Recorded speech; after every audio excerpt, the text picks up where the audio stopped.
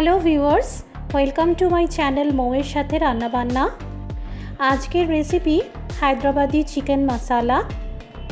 চিকেনের এই পদটি একদমই ভিন্ন পদ্ধতিতে তৈরি হয়ে থাকে আর স্বাদও একদম আলাদা আর দুর্দান্ত হয়। ছুটির দিনে বা বিশেষ কোনো আয়োজনে অবশ্যই এই পদটি মেনুতে রাখবেন। আমাদের চ্যানেলটি সাবস্ক্রাইব করা না থাকলে সাবস্ক্রাইব করে নিয়ে পাশে থাকা বেল নোটিফিকেশনটাও অন করে নেবেন এই রকম আরও নতুন নতুন রেসিপি পাওয়ার জন্য।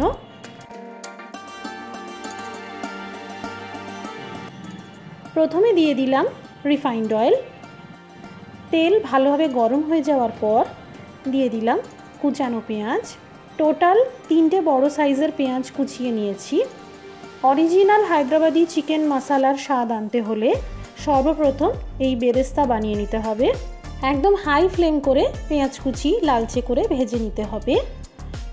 এই দেখুন বেরেস্তা রেডি হয়ে গেছে। এবার খুব ভালো করে তেল ঝরিয়ে নেব যাতে বেরেস্তা একদমই ড্রাই আর ক্রিস্পি হয়ে যায়। এবার একটি ফ্রাইং প্যানে দিয়ে দিলাম গোটা ধনে, পরিমাণে 15 গ্রাম মতন হবে। এরই সাথে দিয়ে দিলাম 15 গ্রাম মতন আস্ত জিরে, বড় চামচের মাপ করে 2 চামচ, আর 4টে শুকনো আস্ত লঙ্কা। এই গোটা মশলা সেঁকার আগে কড়াই বা প্যান প্রিহিট করে নেবেন, তারপর মশলা সেঁকে নেবেন। এতে গোটা মশলার সেঁকাটা ভালো হবে। হাই টু মিডিয়াম ফ্লেম করে একটা সুন্দর গন্ধ বেরোনো পর্যন্ত সেঁকে নিতে হবে। এই দেখুন মশলা খুব ভালোভাবে সেঁকে নিলাম। এবার সম্পূর্ণ ঠান্ডা করে নেব।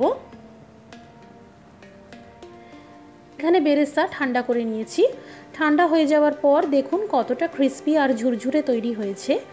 এই বেরেস্তা হাত দিয়ে একটু ক্রাশ করে নিতে হবে।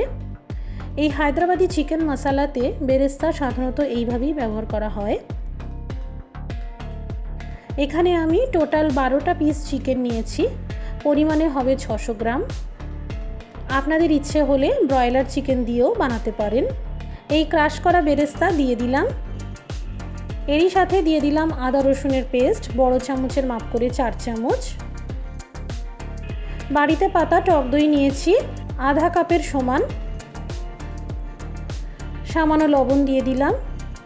এবার ভালো করে এই সব উপকরণগুলি 2 থেকে 3 মিনিট ধরে ম্যারিনেট করে নিতে হবে।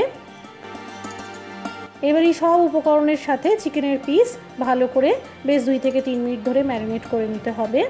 হাতে যদি সময় কম থাকে তাহলে আধা ঘন্টার জন্য ম্যারিনেট করে রাখতে হবে, আর সেরকম তাড়াহুড়ো না থাকলে 1 ঘন্টা এইভাবে ম্যারিনেট করে রাখলে সবথেকে ভালো। এখানে আমি মিডিয়াম সাইজের 2টো পেঁয়াজকে এইভাবে ডুমো করে কেটে নিয়েছি। মিক্সার জারে দিয়ে দিলাম। ভালো করে পেস্ট করে নিতে হবে। পেঁয়াজ ভালো করে পেস্ট করে নেওয়ার পর এবার এর মধ্যে দিয়ে দিলাম সেঁকে নেওয়া শুকনো আস্ত লঙ্কা আর সেঁকে নেওয়া গোটা মশলা। এরই সাথে দিয়ে দিলাম সামান্য হলুদ গুঁড়ো। ভালো করে সব কিছু বেটে নেব। এই দেখুন এরকম একটা পেস্ট তৈরি করে নিয়েছি। এই পেস্ট আরও মসৃণ বানাতে সামান্য জল দিয়ে আবারও একবার বেটে নিতে হবে। এই পেস্ট করা মশলাই হচ্ছে রান্নার মূল উপকরণ। এই হায়দ্রাবাদি চিকেন মশলাতে তেলের ব্যবহার বেশি হয়, তবে আপনারা তেলের পরিমাণটা কমাতে চাইলে অবশ্যই কমাতে পারেন। এই পেস্ট মশলা এবার তেলের মধ্যে দিয়ে দিলাম। খুব ভালো করে ভেজে নিতে হবে। কালার আনার জন্য আমি এখানে লঙ্কার গুঁড়ো দিয়ে দিলাম। আপনারা ঝালটা অ্যাভয়েড করতে চাইলে কাশ্মীরি লঙ্কার গুঁড়োও দিতে পারেন। আন্দাজ মতো 5 মিনিট ধরে ভেজে নিলে ভালো। এতে মশলা একদম ভাজা ভাজা হয়ে যাবে আর চারদিক থেকে তেল বেরিয়ে আসবে। এই সময় দিয়ে দিতে হবে স্বাদ মতো লবণ। আবারও ভালো করে সব কিছু মিশিয়ে নেব। মশলার কালারটা খুবই সুন্দর এসেছে আর চারদিক থেকে তেলও বেরিয়ে এসছে। মশলা ভালো করে কষানোর পর এবার ম্যারিনেট করে রাখা চিকেনের পিসগুলো একে একে দিয়ে দেব। চিকেনের পিসগুলো দিয়ে দেওয়ার পর এবার দিয়ে দিলাম সামান্য পরিমাণে উষ্ণ জল। মোটামুটি আধা কাপের থেকে একটু কম পরিমাণে হবে।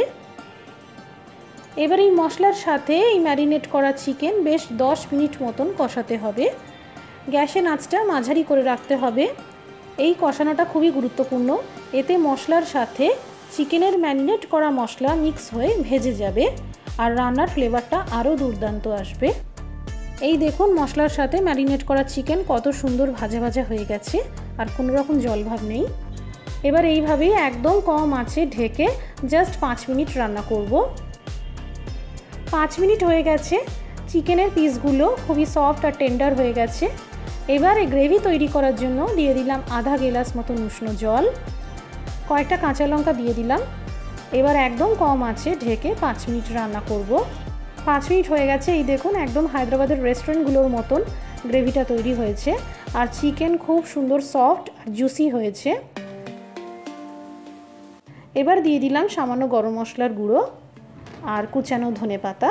তৈরি হয়ে গেল একদম রেস্টুরেন্ট স্টাইলে হায়দ্রাবাদি চিকেন মশলা। একবার এইভাবে বানাবেন, একদম নতুন স্বাদের এই চিকেনের রেসিপি ভীষণই টেস্টি হয়। এই হায়দ্রাবাদি চিকেন মশলা রেসিপিটি কেমন লাগলো কমেন্ট করে অবশ্যই জানাবেন। আমি এই পদটি পোলাওয়ের সাথে সার্ভ করব। আজকের এই রেসিপিটি ভালো লেগে থাকলে একটা লাইক করে দেবেন আর সেই সাথে শেয়ার করে দেবেন। সবাই ভালো থাকুন, সুস্থ থাকুন। Thank you for watching.